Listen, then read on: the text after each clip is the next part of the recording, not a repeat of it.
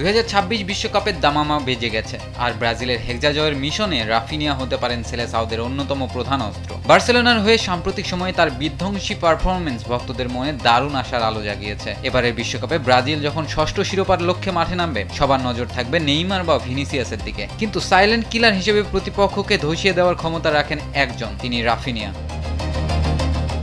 গত কয়েক মৌসুমে বার্সেলোনার জার্সিতে তিনি নিজেকে যেভাবে বদলে ফেলেছেন, তাতে কাতার বিশ্বকাপের অপূর্ণতা মিটিয়ে দেওয়া দারুণ এক সুযোগ তার সামনে। রাফিনিয়ার সবচেয়ে বড় শক্তির জায়গা ওয়ার্ক রেট ও এনার্জি। তিনি কেবল আক্রমণ করেন না, রক্ষণ ভাগকেও সাহায্য করতে নিচে নেমে আসেন। 90 মিনিট বিরামহীন দৌড়ানোর ক্ষমতা তাকে অনন্য করে তুলেছে। দূরপাল্লা শট, বক্সের বাইরে থেকে তার বা পায়ের জোরালো শট যেন গোলকিপারের জন্য দুঃস্বপ্ন। টেকনিক্যাল ড্রিবলিং, প্রতিপক্ষের ডিফেন্ডারদের কাটিয়ে উইং দিয়ে ঢুকে পড়ার ক্ষমতা তাকে কার্লো অ্যাঞ্চেলত্তির তুরুপের তাস বানিয়েছে।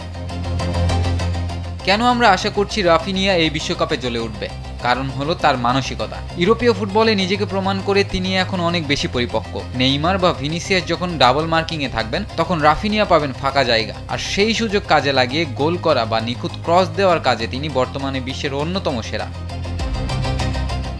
রাইট উইংয়ে রাফিনিয়ার গতি আর বুদ্ধিদীপ্ত পাসিং হতে পারে ব্রাজিলের সাফল্যের চাবিকাঠি। মাঠের এক প্রান্ত থেকে অন্য প্রান্তে তার বিচরণ বলে দিচ্ছে এবারে বিশ্বকাপ হতে পারে রাফিনিয়ার রাঙানোর মঞ্চ।